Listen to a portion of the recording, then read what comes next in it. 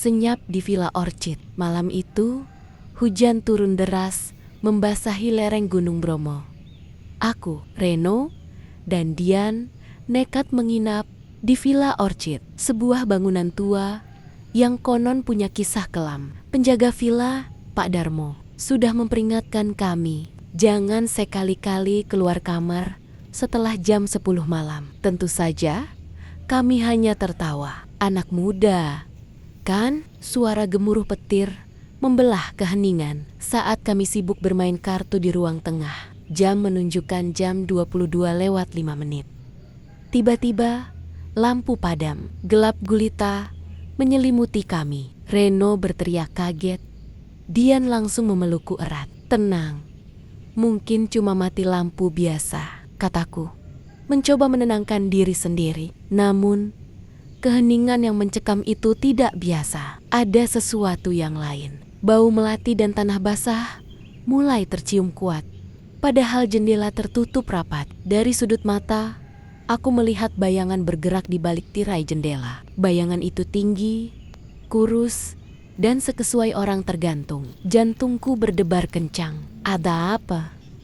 Li, tanya Dian berbisik, menyadari kegelisahanku. Aku tak bisa menjawab. Lidahku keluh. Bayangan itu kini mendekat, melayang perlahan, tanpa suara. Aku bisa merasakan hawa dingin yang menusuk tulang. Kemudian, suara cekikikan pelan, serak, dan seperti tertahan itu terdengar. Bukan dari Dian atau Reno.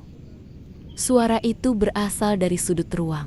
Lalu suara langkah kaki tanpa bobot, seolah-olah menginjak udara, bergerak mengelilingi kami. Kami bertiga beringsut merapat, saling berpegangan tangan. Reno, yang tadinya paling berani, kini pucat pasi. Matanya melotot ke arah sudut ruangan. Itu dia. Dia, bisiknya, terbata-bata. Aku mengikuti arah pandangnya. Terlihat siluet wanita berambut panjang terurai, berdiri membungkuk seolah tulang belakangnya patah.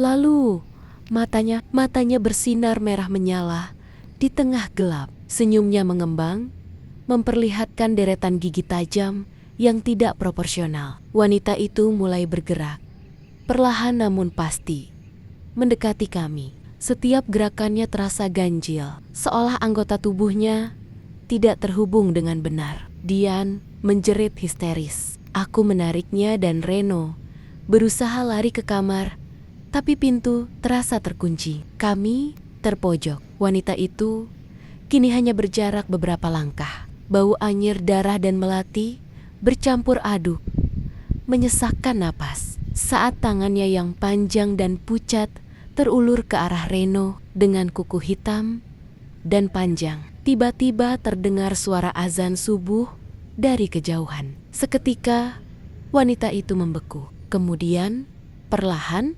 siluetnya memudar, menghilang, ditelan kegelapan yang tersisa. Lampu menyala. Kami bertiga tergeletak di lantai.